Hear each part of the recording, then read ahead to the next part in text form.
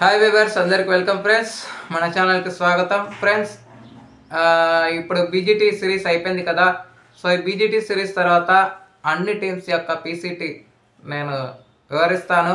So ఎలా ఉంది India versus Australia match గెలిచిన తర్వాత, అంటే ఆస్ట్రేలియా సిరీస్ కైవసం చేసుకున్న తర్వాత అన్ని టీమ్స్ యొక్క పీసీటీ అప్డేట్ చేద్దాం. So let's move in to the topic.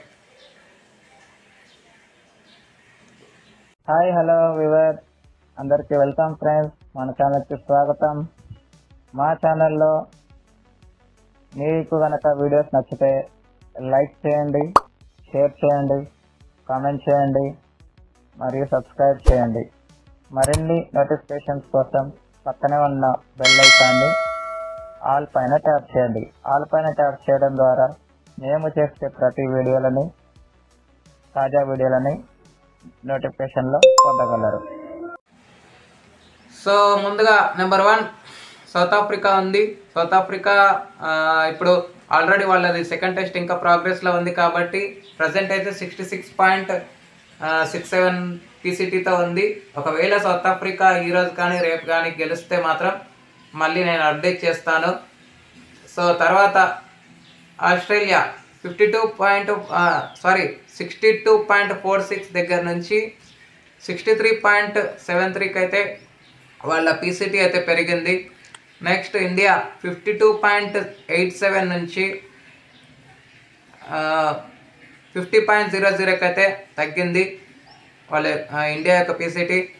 Next number 4 వచ్చేసి న్యూజిలాండ్ 48.21, నెంబర్ 5 శ్రీలంక 45.45 అలాగే ఉంది. తర్వాత నెక్స్ట్ ఆస్ట్రేలియా కూడా ఆడబోతుంది కాబట్టి వీళ్ళ పీసీటీ ఏ విధంగా మారబోతుంది అనేది కూడా చూడాలి. పైకి వస్తుందా కిందికి వెళ్తుందా వీళ్ళ యొక్క పీసీటీ అనేది. నెక్స్ట్ నెంబర్ 6 ఇంగ్లాండ్ వచ్చేసి 43.18.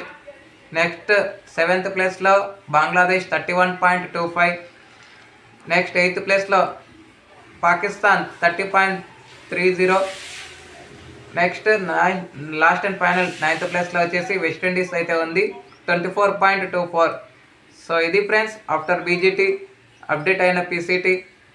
సో మరి ఏ విధంగా ఈసారి అయితే 55కి మాత్రం ఇంచుమించు రాలేకపోయింది టీమిండియా. 50తోనే ముగించాల్సి వచ్చింది. 74.42 దగ్గర నుంచి ఎంత పీసీటీ తగ్గిందో మీవోకే వదిలేస్తున్నాను. చాలా చాలా గణనీయంగా పడిపోయింది. మరి రానున్న డబ్ల్యూటీసీకి సన్నద్ధం అవ్వాలి. ఎక్కడ అయితే పోగొట్టుకున్నారో అక్కడి నుంచే తిరిగి పొందాలని అయితే మనందరం మనస్ఫూర్తిగా కోరుకుందాం.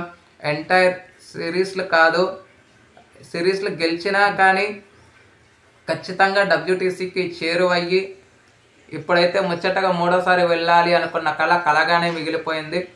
సో మరి చేసిన తప్పుల నుంచి ఎన్నో గుణపాఠాలు నేర్చుకొని నెక్స్ట్ జూలైలో స్టార్ట్ అయ్యే ఇంగ్లాండ్ సిరీస్తో మంచి కంబ్యాక్ ఇవ్వాలని అయితే మనస్ఫూర్తిగా కోరుకుందాం. Thank you friends. ఇలాంటి అప్డేట్స్ కోసం ఛానల్ని సబ్స్క్రైబ్, షేర్, లైక్, కామెంట్ చేయండి. మరొక అప్డేట్తో మీ ముందు ఉంటాను ఫ్రెండ్స్. అంతవరకు సెలవు, నమస్కారం.